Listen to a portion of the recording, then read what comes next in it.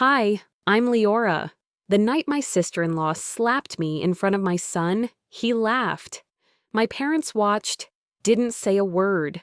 They let it happen, like they always did. They thought I'd cry. They thought I'd beg. They didn't see the moment I stopped being their victim. And when I quietly took everything back, they called it betrayal. But what would you call it? Before we dive in, tell me, what time is it where you are, and who do you trust the least in your family? Drop a comment below, because this story might sound a little too familiar.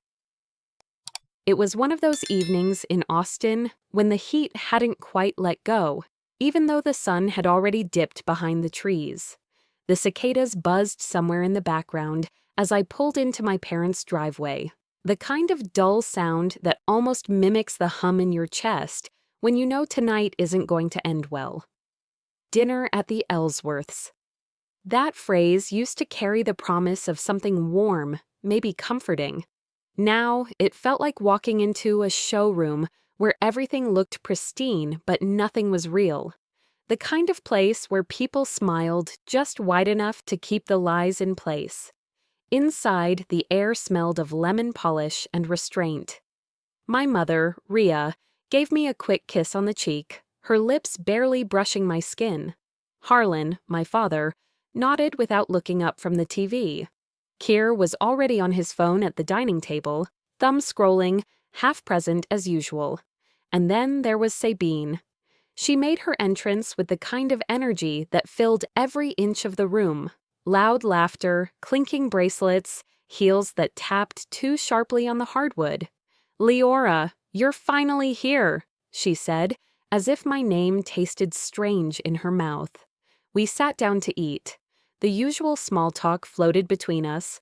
Real estate, weather, whatever influencer Sabine was currently obsessed with. Then she dropped it, right between bites of salmon and her second glass of wine.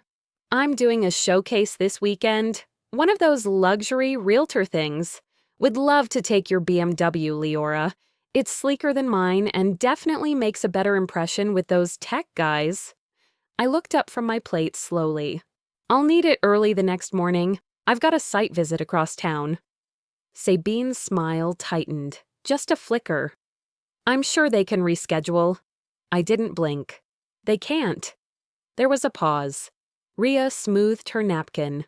"Leora, darling, she's just asking. No need to make it dramatic." Sabine's voice dropped to a syrupy tone.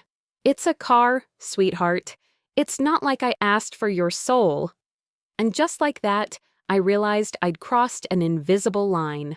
Said no to someone who didn't hear that word often. She reached across the table and slapped me. It wasn't hard enough to knock me sideways, but it cracked the moment open like thunder. A slap. In front of everyone. The sting on my cheek was nothing compared to the shock in my chest. Keir let out a startled laugh, one of those awkward teenage sounds. "She's only playing, Mom." My mother didn't flinch. My father didn't even mute the television. Rhea, looking mildly amused, said, "Go on, try hitting her back." Sabine leaned back in her chair, arms folded like a queen who just put someone in their place. "You're always so uptight, Leora. What's wrong? Can't take a joke?" I reached up and touched my cheek. My fingers trembled, but my voice didn't. "It's okay." The table went quiet. Forks clicked against plates. Someone cleared their throat. But I saw it, the triumph in Sabine's eyes. She thought she'd won. After dinner, I drove home with the windows cracked open, letting the air rush past me like I could somehow scrub off the moment. The lights of downtown flickered in my rearview mirror, but I didn't look back. At home, the silence felt alive. Keir had gone to a friend's house, and for that, I was grateful. I didn't want to be anyone's mother tonight. I sat down at my desk. The BMW's key fob caught the light under the dashboard earlier.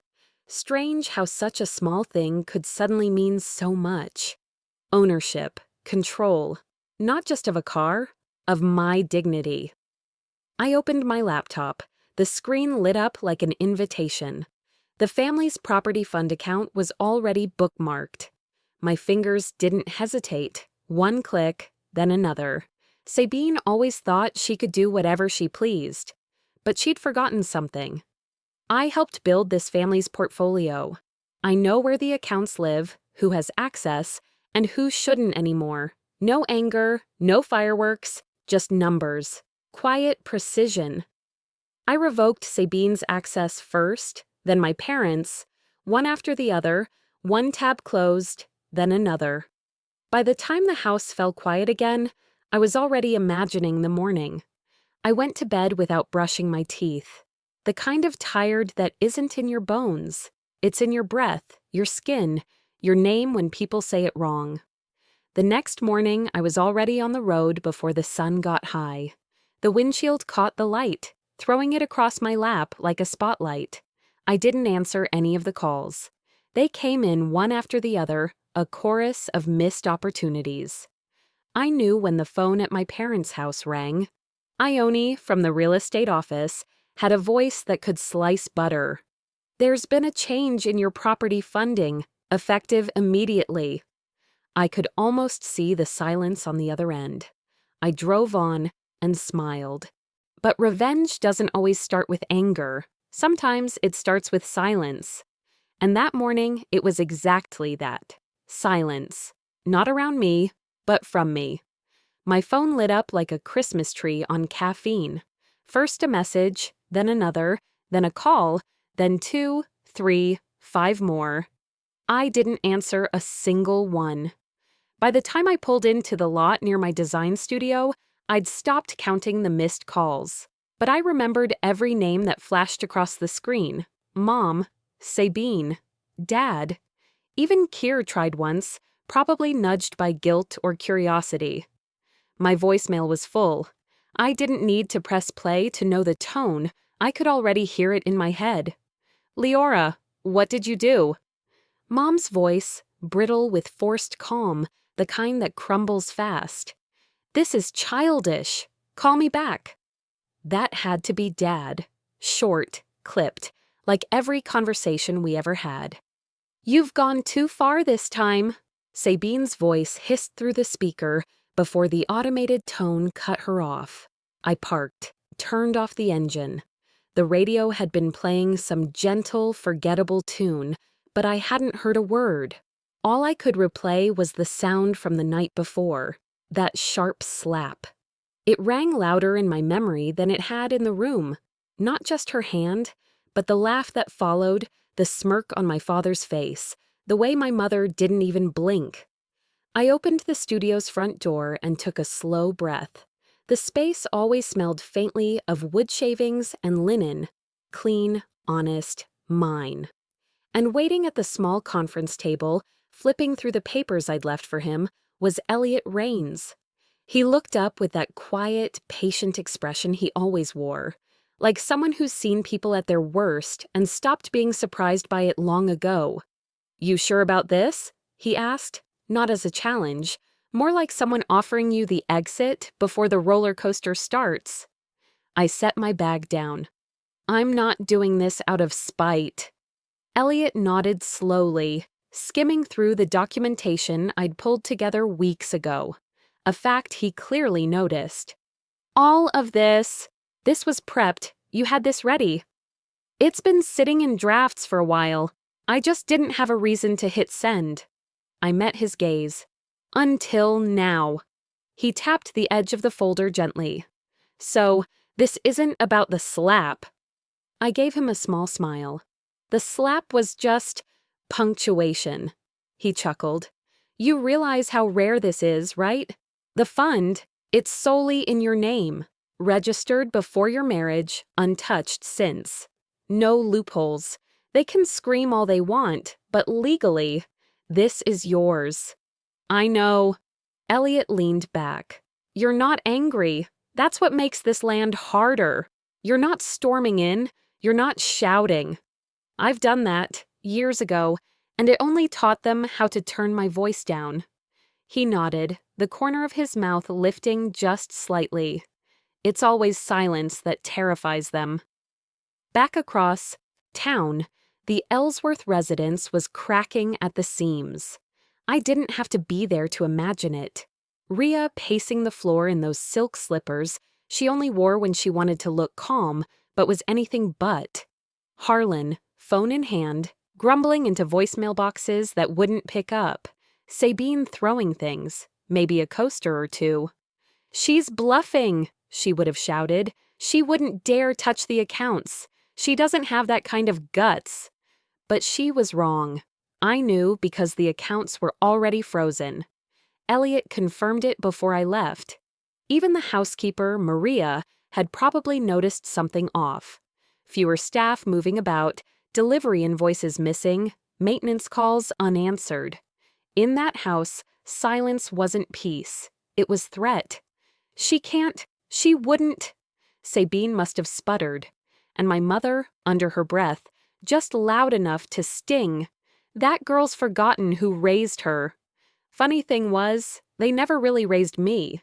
They curated me.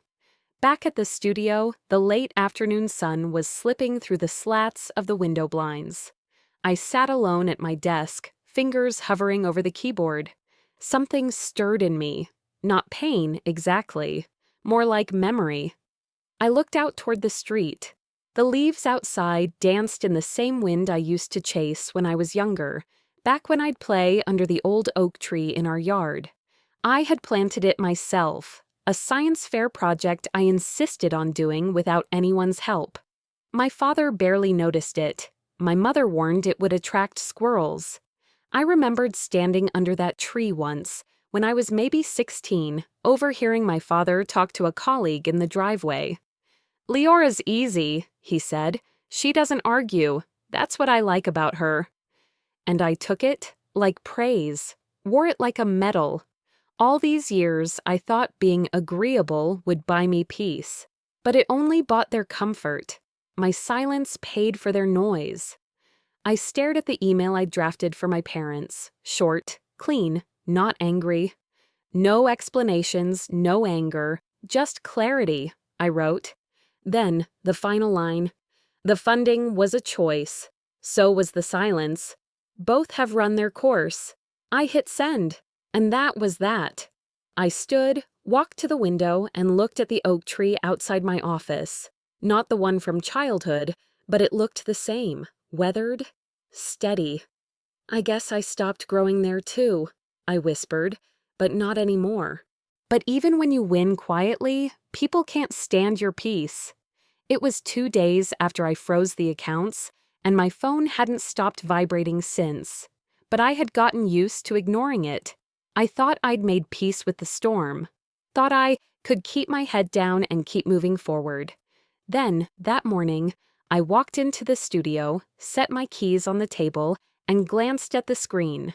32 unread texts, 4 missed calls from Nora, and a subject line from her that made my stomach drop.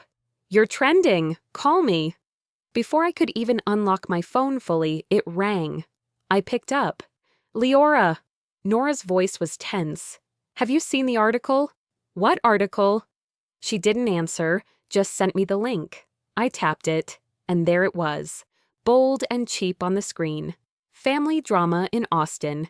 Daughter freezes parents' assets after minor argument." Below the headline were smiling family photos from years ago. Me holding Kier as a toddler, Sabine grinning at some gala, my parents standing in front of the lake house I paid for but was never invited back to. It wasn't just a blog post, it was a hit job, dressed up like concern. The first line read, "Sources close to the Ellsworth family say the youngest daughter, Leora, made a drastic and irrational move following a simple disagreement during dinner." Sources, of course, meant Sabine. They twisted every memory into a weapon. I wasn't careful or calm anymore. I was unstable, cold, vindictive. The woman who slapped me was described as trying to lighten the mood with a joke gone wrong. And the comment section, God, entitled brat. Probably just bitter, she never got attention growing up. Another narcissist using trauma for control. I just sat there, phone in hand, lips tight. Nora's voice came through again. "You okay?" "They really did it," I said, quiet, not surprised, just done. By late afternoon, I was pulling into my parents' driveway.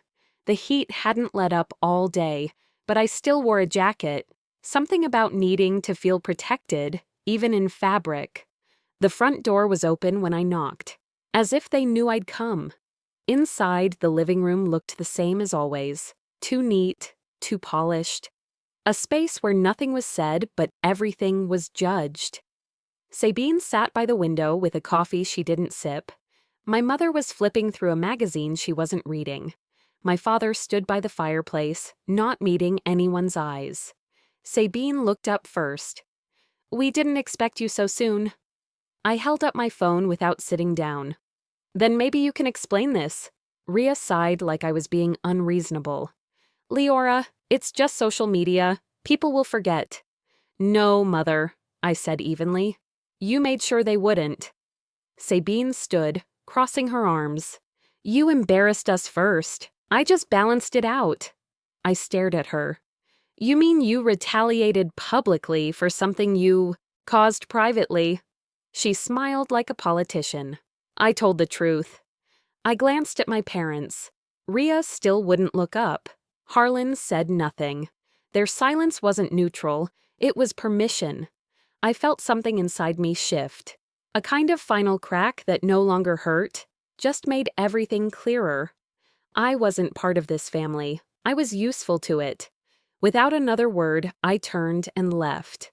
Back home, I pulled into the driveway but didn't get out. The car was quiet except for the faint hum of the engine. I gripped the steering wheel, staring straight ahead. The slap, the smirks, the article. Every piece of it looped through my mind like it had rented a permanent room there. I whispered to the windshield, maybe they never loved me. Maybe they just needed me. I wasn't saying it to hurt myself. I was saying it to finally understand. That was when I noticed movement in the house. Keir was watching me through the window, his face pale, his eyes wide. He wasn't scared of me. He was scared for me. I forced myself to breathe, unlocked the door, and stepped out. By the time I made it inside, Keir had already poured me a glass of water. He stood awkwardly by the counter, avoiding my gaze. "I didn't mean to laugh that day," he said softly. I took the glass, studied his face. For the first time, he looked like a boy again, not a bystander, not a disappointment, just a kid caught in something he didn't fully understand. "You don't have to apologize," I told him. "Just learn. Never let anyone tell you cruelty is humor." He nodded. No argument, no defense, just listening. I walked to the window, the water still cool in my hands. As I looked out, I caught my own reflection. The faint bruise on my cheek was almost gone, and somehow that made me sadder than when it was fresh. Later that night, once Keir had gone to his room, I sat at the dining table, laptop open, mind alert. The emails, the screenshots, the timelines, all of it in neat folders. I picked up my phone and dialed Elliot. "They want a war," I said. "Let's give them one. Quietly." There was a pause. "What's the plan?" "Not revenge, just truth. Documented, timed." I could almost hear his approval in the silence. And as I hung up, a notification pinged. Another article. This time, an update posted by Sabine herself, meant to smear me further. She'd uploaded a batch of evidence to support her story. But one document caught my eye. A legal file. The original title, Deed to the Ellsworth Development Trust. And buried inside, almost too small to notice, was a clause. A clause that listed me as sole founder and financial guardian of the fund, established before my marriage, before any family business involvement. She'd posted her own undoing. The morning light had a strange heaviness to it. It filtered through the blinds like it didn't want to be here, hesitant and dull. I sat at the kitchen counter, slowly stirring cream into my coffee, though I had no intention of drinking it. My phone was face down beside me. I already knew what was waiting. I finally picked it up, swiping through notifications. A few new messages, 2 missed calls from an unknown number, and 1 anonymous request sitting in my inbox. "You don't deserve what they're doing to you. Check this." I stared at it for a moment. The text felt oddly personal, like it came from someone who had watched the whole mess unfold and decided I needed a hand. Attached were screenshots, email chains between Sabine and a blogger named J.R. Spence. They detailed how she'd twisted old photos, invented half the story, and even suggested headlines. "Family feud gone toxic," one read. Another, "Spoiled daughter lashes out." She had weaponized nostalgia. I skimmed the emails twice, my thumb frozen above the screen. I didn't feel rage, not even hurt, just clarity. I whispered, "Every story leaves a trace." Later that afternoon, I met Miriam for coffee. She chose a quiet corner of our old haunt on 6th Street. She had always been the calm one in our college group, the one who could listen for hours and only speak once. But when she did, it stuck. She didn't ask me how I was. She never did. Instead, she waited until I finished explaining everything. The slap, the freeze, the article, and now this, and then said with gentle precision, "You've been conditioned to make peace your identity, not your choice." I blinked. That line felt like it was pulled from the center of my chest. "When you stopped fighting," she added, "they didn't see forgiveness. They saw permission." My fingers tightened around the coffee cup. The heat soaked into my palms, grounding me. "Then it's time they see something else." Miriam nodded, her expression unreadable but warm. "Just don't let them pull you into their fire while you're trying to build your own light." When I returned to my studio, Keir was already there, sitting cross-legged in the back, sketching something on a piece of printer paper. He looked up and offered an awkward half-smile. "I skipped dinner last night," he said without looking directly at me. "I didn't want to hear Grandma talk about how you've lost your mind." I sat down across from him, giving him space but showing I was listening. He hesitated. "But I think maybe you're the only one sane." That cracked something soft inside me. My son, quiet, often pulled between both worlds, was reaching. He looked down at the sketch. "Do you need help with anything?" I smiled, the kind that comes from both pride and heartbreak. "Just tell the truth when the time comes." He nodded slowly, and in that moment I saw less of a boy shaped by other people's opinions, and more of a young man starting to form his own. The day bled into early evening. As I was organizing files for a new client, I paused to check my personal email. Buried in a sea of spam was another anonymous message. This time, it was just one sentence. "She's starting to panic." There was no name, no attachments, just the implication.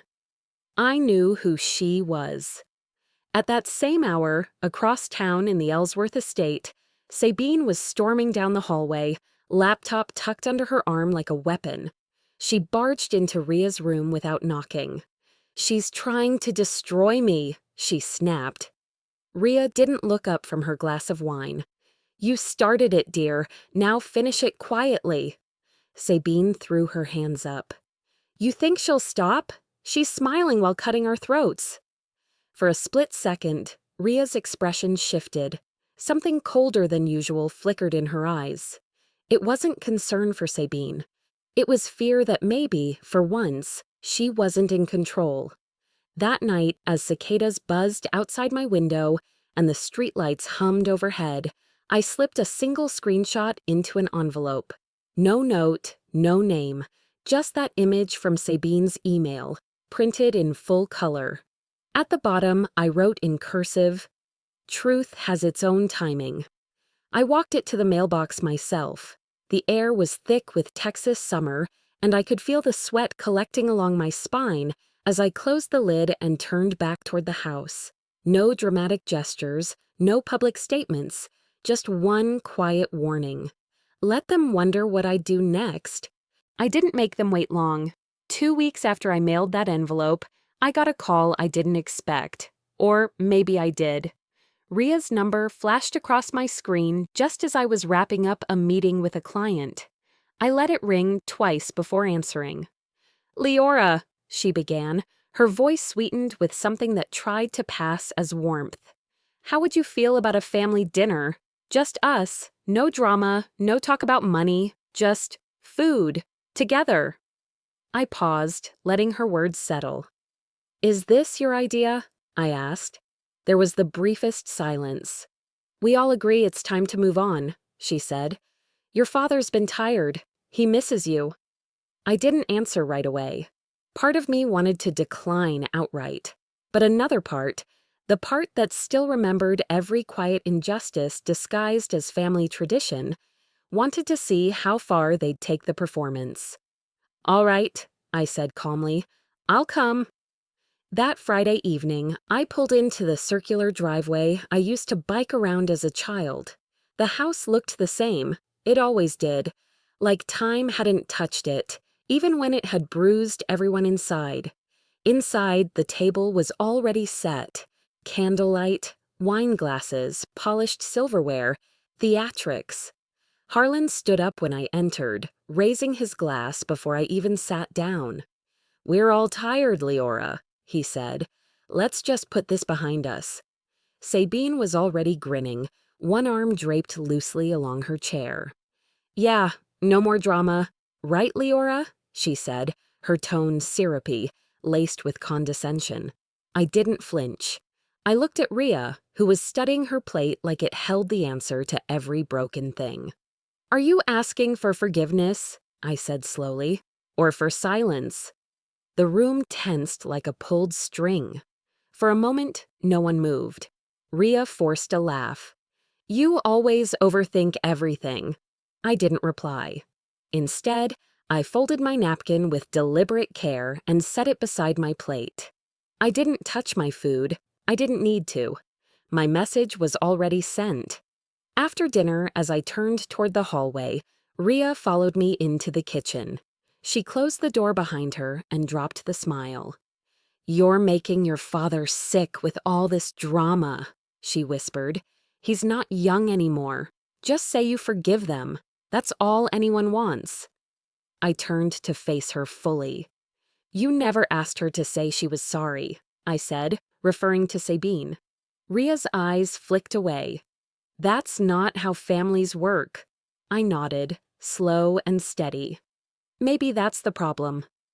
I left before dessert. Back home, the quiet wrapped around me like a cold blanket.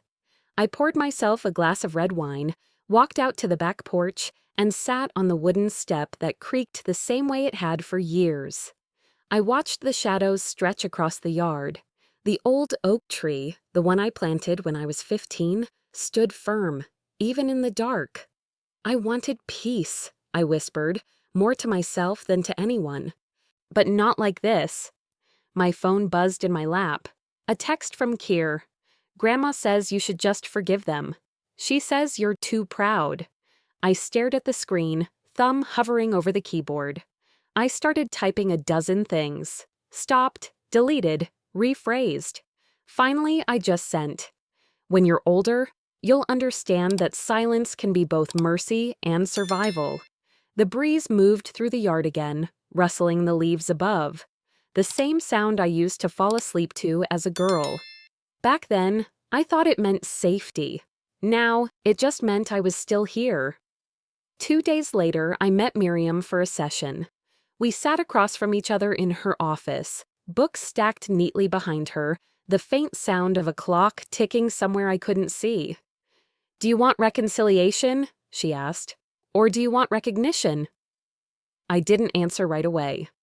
"I wanted both," I said finally. "But now, I just want distance." She smiled, not out of joy, but understanding. "Then don't mistake quiet for weakness anymore," she said. "You've earned your peace. Now protect it." I looked down at my hands, then up at her. Maybe forgiveness isn't something I owe them, I said. Maybe it's something I owe myself. That was the first time I believed it. That night, I was just about to turn in when Elliot called. His voice was tight, urgent. Leora, they've hired a new lawyer, quietly. They're moving some of the family assets into Sabine's husband's name. I closed my eyes, not surprised, just confirmed. So they're not done, I said. No, Elliot replied, not even close. I set my wineglass down carefully on the table, the soft clink sharp in the silence. Then neither am I.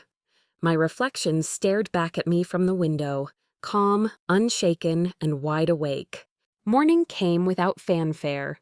The sky was washed in gray, and Austin felt unusually quiet. I was at Elliot's office by 9 a.m., my heels tapping softly against the tile, the same way my decisions had started echoing in their world. He slid a folder across his desk. No preamble, just facts. They used your old capital contributions, he said, voice low. Assets are being rerouted through a shell company tied to Sabine's husband. You recognize the name? I did. It was the same name used on the real estate projects I funded years ago, back when I still believed I was building for all of us. Elliot exhaled. You could go public. We'd have a case, but it won't be clean. No, I replied, eyes steady. Let them walk into court first. I want them confident. I want them smiling. He raised an eyebrow. I reached for the pen. We signed a transfer of power of attorney, not for my life, but for the holding company I'd quietly established months earlier. Every last asset now lived under that LLC. No more shared ownership, no more blurred lines. And I left a paper trail clean enough to pass any audit, but sharp enough to draw blood. As I stood, Elliot gave a small nod. You're not angry, he observed. No, I said. I'm focused. That afternoon, I drove back to the house I once called home. The Ellsworth residence looked as it always did, manicured lawn, brick facade, a staged postcard of privilege. But the tension started before I even knocked. I could feel it, like something humming just below the skin. Inside, Rhea was entertaining 2 guests in the sunroom, her voice light, charming, carefully curated. Sabine passed through the hall with a glance so brief it was almost skillful, pretending not to see me. I didn't cause a scene. Instead, I smiled, greeted the guests politely, and set a sealed envelope on the foyer table beside the vase of hydrangeas. Have a lovely afternoon, I said gently. Rhea called after me, confused. What's this? I didn't turn back. If you've done nothing wrong, I said, you have nothing to worry about. Then I walked out. The envelope contained a notice. A formal audit from the real estate firm regarding property ownership verification. Nothing threatening, just clarification.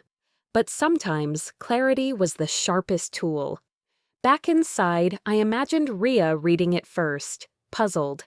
Then Sabine yanking it from her hands. And that was when the storm would begin. It didn't take long. That evening, Sabine reportedly burst into her husband's office. The envelope crumpled in her hand. She's trying to ruin us, she yelled, throwing the papers across the room. He didn't flinch. No, he said, cold and measured. You did that the minute you started playing with assets that weren't yours to move. The line hit harder than anything I could have said. Sabine was unraveling, fast. Her mask of composure, the one she'd worn all her life, had started to slip in public too. I didn't see it, but I heard from a mutual acquaintance who attended a fundraiser days later. Sabine had snapped at a donor mid-conversation. People noticed. They always do. Meanwhile, I sat in my car that night, just outside the studio, watching the skyline melt into the horizon. The sunset was soft, orange giving way to navy. It reminded me of something Miriam once said. Forgiveness is not erasing, she had told me. It's releasing. And sitting there, hands still on the steering wheel, I whispered, "Then I forgive them. But they'll still live with what they've done." I didn't feel triumphant. I didn't feel broken. I just felt free. A week passed before Keir came by. He knocked softly on the studio door, holding a drink from the corner cafe. I let him in without a word. "Grandma was crying today," he said. But for once, I didn't feel sorry for her. I looked at him, really looked, and for the first time, I didn't see the boy who parroted their lines. I saw a young man forming his own. "That means you finally see people for who they are," I said. He nodded, slowly. "I'm proud of you, Mom." That small sentence, 4 quiet words, felt louder than any applause. Sometimes healing doesn't come from confrontation. It comes from recognition, from a child choosing truth over comfort. That night, I locked the studio and headed home under a sky full of stars. Nothing flashy, just constant. And as I stepped inside, I thought to myself, justice doesn't always roar. Sometimes it signs paperwork and sends envelopes. But some people don't recognize quiet justice. They only understand noise, and they retaliate with it. It started with the headlines. Local gossip sites splashed my name across digital front pages like it was a sport. Designer daughter accused of elder exploitation. Sources say she manipulated family finances. The word abuse was thrown around casually, without care for the weight it carried. My phone lit up every few minutes. Clients, acquaintances, people I hadn't spoken to in years. Suddenly curious, suddenly concerned. I knew immediately who was behind it, the timing, the tone, the cowardice. Sabine. Elliot called before I even had a chance to finish reading. "You need to make a public statement," he said. "Deny it, sue the publication, do something." But I didn't flinch. "No," I said. "Let them talk. The truth has a schedule, and it's not theirs to set." I saved every article, every anonymous comment, every tip claiming I coerced signatures, drained accounts, alienated my poor aging parents. I downloaded screenshots, captured source data, checked metadata. If they wanted a war of receipts, I was fluent in that language. 3 days later, Sabine showed up. It was just after noon, and my assistant had gone to lunch. She walked in with a forced smile and a thick folder clutched in her manicured hands. "I just thought your coworkers should know who they're really working with," she said, in that sugary, venom-laced voice of hers. I stood still as she set the folder on my desk. A messy collection of grainy photos, bank statements, and emails so clearly doctored I almost laughed.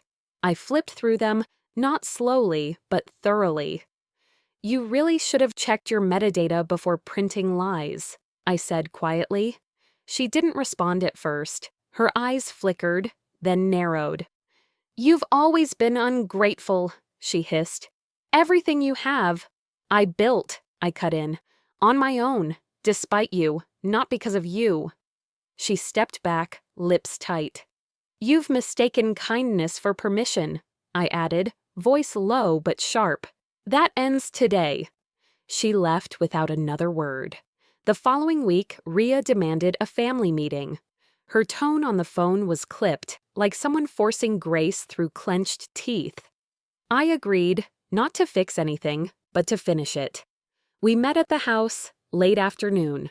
The sun had just started to dip, casting long shadows through the living room's floor-to-ceiling windows. It made everything look colder than it was. Rhea sat at the head of the dining table, like a queen holding court. Harlan looked older, smaller. He kept his eyes down. Sabine, across from me, wore a silk scarf and a smirk she couldn't quite maintain. "You're tearing this family apart," Rhea said flatly. I stayed quiet for a moment, then replied, "No, Mom, I'm just refusing to keep it stitched together with lies." Sabine slammed her hand on the table. You think you can take everything and walk away? I already did, I said. You just didn't notice. The room fell silent. That's when Keir, who'd been standing off to the side, stepped forward. He placed a manila folder gently on the table. What's this? Sabine asked, suspicious. Proof, he said softly. Of everything. She opened it, and her face drained as she flipped through screenshots of her own emails. The ones she'd edited, deleted, denied. The ones I received anonymously weeks ago. Ria's hands trembled. Who sent those? She asked, voice cracking. Keir didn't answer, but I looked at him and he looked back, steady, unashamed. Later that night, I sent the full documentation to the legal department of our family's old real estate company. I also sent it to the journalist who had first written the defamatory article about me. I didn't write an op-ed, I didn't go on social media, I didn't beg for sympathy. The next morning, the truth came for them. False accusations exposed, family feud behind fabricated abuse claims, screenshots, timestamps, financial records, anonymous sources admitting they were coached. Sabine's name lit up the news, but this time as the source of the falsehoods. The damage was hers now. Ria called in the afternoon. Her voice wasn't angry, it was small. How could you do this to your own family? She whispered. I took a breath. You always told me to protect the family name, I said. I did, just not the way you expected. That night, I walked out into the yard again, barefoot on the cool grass. The oak tree, the same one I planted in high school, stood tall, leaves rustling gently in the breeze. It had survived every season, every storm. I leaned against its trunk and looked up through the branches. They'll never understand, I murmured. But maybe they'll remember. Miriam's voice echoed in my mind from an old session. Closure isn't kindness, it's clarity. And maybe I didn't need their apology anymore. Maybe all I ever needed was to stop apologizing to myself. The smear campaign didn't break me. It showed me what I'd known all along. That silence isn't weakness when it's chosen. That truth, when patient, can do more damage than rage ever could. The war wasn't over, but the battle that mattered most, the one inside me, was done. I thought I'd feel lighter, stronger, maybe even free. But as the dust settled, what lingered wasn't celebration. It was quiet, heavier than victory. At the Ellsworth house, the quiet had turned into something else entirely. Not peace, not calm, just silence with no purpose. I hadn't been back, but Elliot told me what he saw when he went to drop off final legal papers. Sabine was packing. Cardboard boxes lined the marble floor of the front hall. Her husband had left 2 days earlier, not a word, not a warning, just his side of the closet, cleared. Ria, I imagined, wandered the house like a ghost. The calls from friends, board members, old neighbors didn't stop. But she didn't answer anymore. Couldn't answer. What would she even say? Harlan sat out on the back porch most mornings.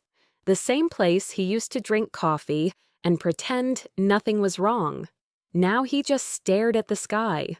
According to Keir, one morning he turned to Ria and said, almost too soft to hear, "We built this on her shoulders and never said thank you." She didn't answer. A week passed. In my own studio, the morning light poured across my drafting table. That familiar golden tone that used to haunt me.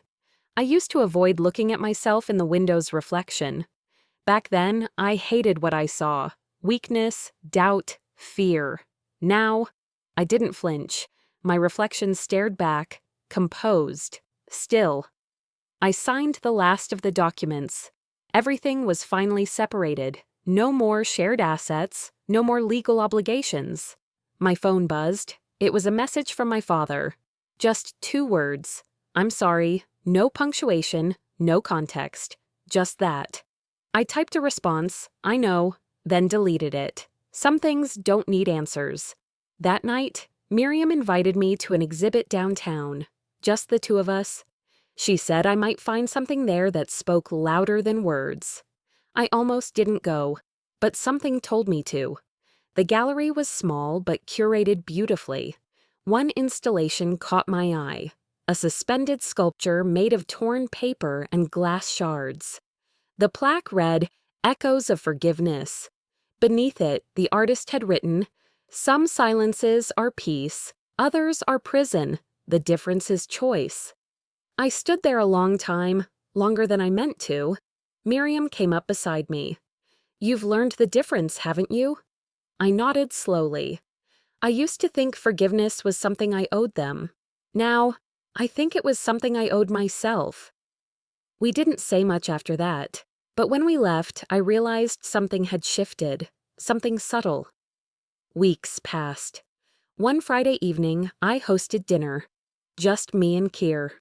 Nothing elaborate, pasta, garlic bread, a bottle of wine he brought that he didn't know how to pronounce. As I laid the table, I folded my napkin and placed it neatly in front of my plate. Keir noticed. "You still fold it that way." I looked down at it, that precise crease down the middle, that pause in motion. "It's how I remind myself to wait," I said, "to breathe, before speaking, before forgiving." We ate mostly in silence, the kind that doesn't feel empty. Midway through the meal, he looked at me and said, "You did the right thing, Mom."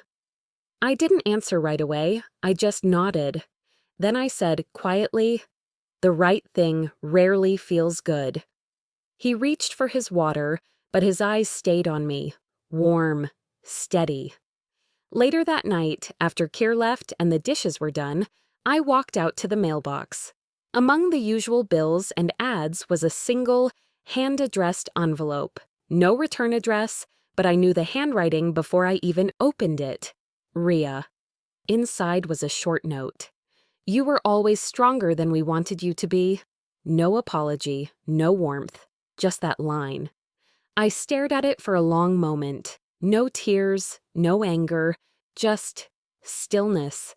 I folded the note and placed it in the drawer beside my bed. Not framed, not burned, just kept. Then I walked outside. The night air was cool against my skin. The oak tree stood just where it always had, roots deep, branches wide. I walked up to it, rested my palm against its trunk. It had seen everything. I whispered, "Maybe that's enough." Above me, the leaves rustled, slow and soft. The kind of sound you don't really hear, you feel it. And there, in the dark, with the wind brushing through my hair, I finally understood something no courtroom or closure could give me. Peace doesn't erase the past. It reframes it. 3 months later, Austin had settled into that kind of late spring warmth that sticks to the air, quiet, steady, and forgiving. I stood outside a modest brick building on South Lamar, the sign above the door reading Ellsworth Foundation for Renewal. I still wasn't used to seeing that name, my name, on anything other than property deeds and court filings. But this was different. This was mine, in a way none of it had been before. Inside, the hall buzzed softly with conversation. The smell of coffee and wildflowers mingled together, the scent of new beginnings. We were hosting a small charity event for single mothers rebuilding their lives after loss, divorce, or betrayal. Women who had fallen and refused to stay down. When it was time, I stepped up to the small podium. My hands didn't shake, my voice didn't crack. "You can lose everything," I said, looking out at the crowd, "and still keep your dignity. You can forgive without ever forgetting. Because forgiveness isn't surrender, it's release." There was a pause, then a soft wave of applause. Not the loud, empty kind, just genuine, respectful. Afterward, as people mingled and the music hummed low, a woman approached me, maybe mid-50s, hair pulled back, eyes tired but kind. She held my hand for a long moment before she spoke. "My daughter stopped talking to me 10 years ago," she said. "I was too proud to say I was wrong, but hearing you today, I think I'll call her tonight." I didn't have a script for that kind of moment. I just squeezed her hand. "You should," I said quietly.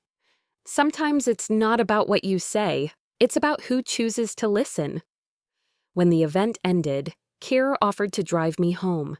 He had that look again, grown, steady, finally at peace with what he'd seen, what he hadn't done.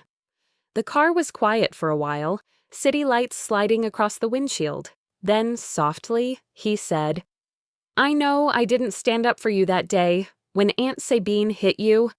I laughed. I didn't understand. I turned toward him, smiling faintly. "You were a boy. You don't have to carry that." He tightened his grip on the steering wheel, his eyes wet in the dim light. "You're stronger than anyone I know." "I had to be," I said. We didn't say much after that. The silence wasn't heavy anymore. It was full, alive even. When we reached home, he walked me to the door. He hesitated before leaving. "You did good today, Mom." "Thanks, honey," I said. "I think I finally did." That night, after a long shower and a glass of tea, I found myself going through old boxes in the closet, the kind you keep meaning to organize but never do. I opened one marked Before. Inside were photographs, birthdays, dinners, vacations, all the glossy illusions of happiness. One photo stopped me cold.